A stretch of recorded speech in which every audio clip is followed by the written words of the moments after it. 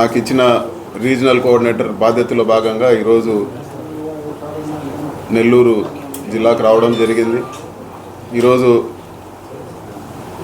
జిల్లా అధ్యక్షులు గోవర్ధన్ రెడ్డి అన్న ఆధ్వర్యంలో ఈరోజు అందరూ కూడా ఇక్కడ కలవడం జరిగింది.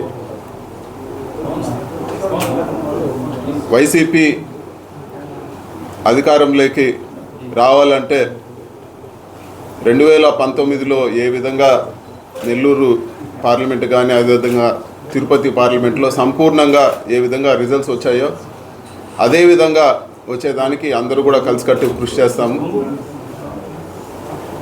మొట్టమొదట బాధ్యతగా జిల్లాలో క్యాడర్కు ఎక్కడ ఏ సమస్య వచ్చినా కూడా అందరూ కూడా కలిసికట్టుగా ఆ సమస్యలన్నీ కూడా పరిష్కరించేదానికి కృషి చేస్తామని చెప్పి కూడా నేను తెలియజేస్తా ఉన్నాను.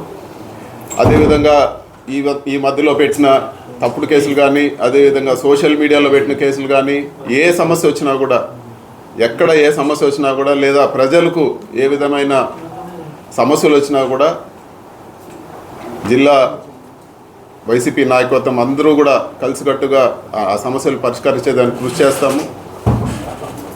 ఈరోజు మొట్టమొదటి మీటింగు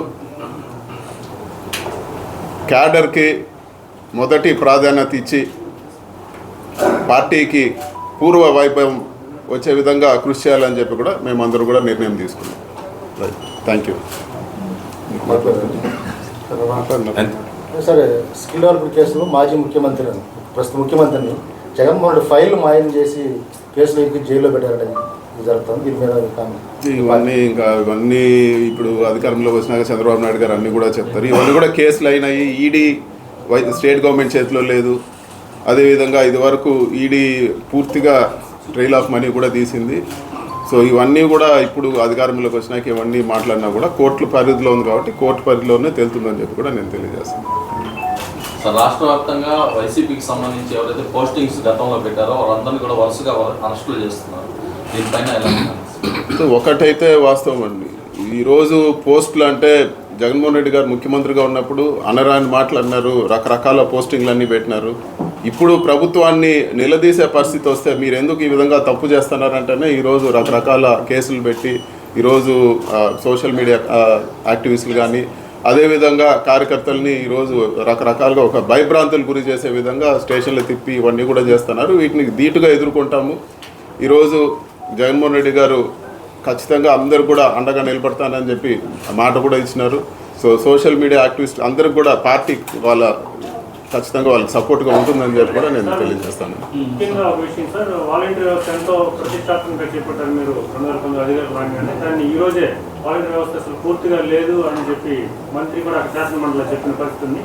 దీని మీద మీ ఇప్పుడు చంద్రబాబు నాయుడు గారి మాటలకు ఎంత విలువ ఉంటుందో ఈరోజు వాలంటీర్లు అందరూ కూడా ప్రజలందరూ కూడా తెలిసి ఉంటుంది.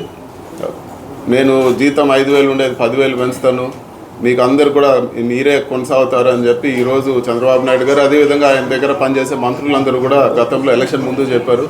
ఎలక్షన్ అయినాక పూర్తిగా మాట మార్చి చెప్పారు. ఆ రోజే చెప్పాం చంద్రబాబు నాయుడు గారు వస్తే మాట పైన ఉండరు, ఇవన్నీ కూడా మోసం చేస్తారని. సో ఇదే కాదు, ఈరోజు గ్యాస్ సిలిండర్లు కానీ మిగతా సూపర్ 6 హామీలు కానీ మిగతా కూడా అన్ని విషయాలు కూడా ఈరోజు మాట మార్చే పరిస్థితి చూస్తున్నాము. సో చంద్రబాబు నాయుడు గారిని ప్రజలు పూర్తిగా ఇంకా కూడా ఇప్పటికీ కొన్ని విషయాలే చూశారు. ఇంకా కూడా రాబో రోజుల్లో మిగతా అన్ని కూడా విషయాల్లో ఎన్ని యూటర్న్లు తీసుకుంటారో కూడా ప్రజలు గమనిస్తారని చెప్పి కూడా నేను తెలియజేస్తాను. ఖచ్చితంగా ఇప్పుడు గెలుపోవటంలు సహజము. ఓడిపోయినంత మాత్రాన జగనన్న పైన అభిమానం లేకుండా పోలేదు. ఎక్కడ పోయినా కూడా ఈరోజు క్యాడర్ అండగా నిలుస్తూ ఉంది. సో అభద్రతా భావం ఎక్కడా లేదు. కానీ ఈరోజు పెట్టే తప్పుడు కేసులు కానీ లేకపోతే పెట్టే ఒత్తిళ్ళు కానీ ఇవన్నీ తట్టుకునేదానికి మేమందరూ కూడా కలిసికట్టుగా పనిచేస్తాం. ఇక్కడే కాదు, మేము రాష్ట్ర వ్యాప్తంగా వైసీపీ క్యాడర్ అందరూ కూడా కలిసికట్టుగా పనిచేస్తాం. ముఖ్యంగా అసెంబ్లీకి వెళ్ళడం లేదు, వైసీపీ ఎమ్మెల్యేలు వస్తే అక్కడ మేము చూపిస్తాం అనే విధంగా మాట్లాడుతున్నారు.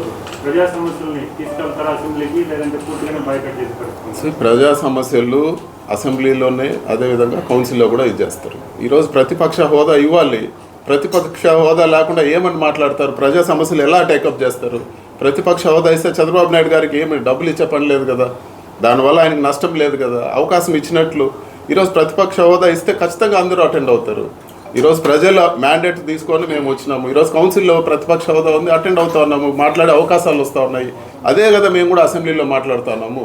అది ఇవ్వకుండా ఈరోజు ఇవన్నీ కూడా డైవర్షన్ పాలిటిక్స్కి తెరదీస్తున్నారని చెప్పి కూడా తెలియజేస్తాను. మరిన్ని అప్డేట్స్ కోసం మన HN9 టీవీ ఛానల్ని సబ్స్క్రైబ్ చేసుకోండి.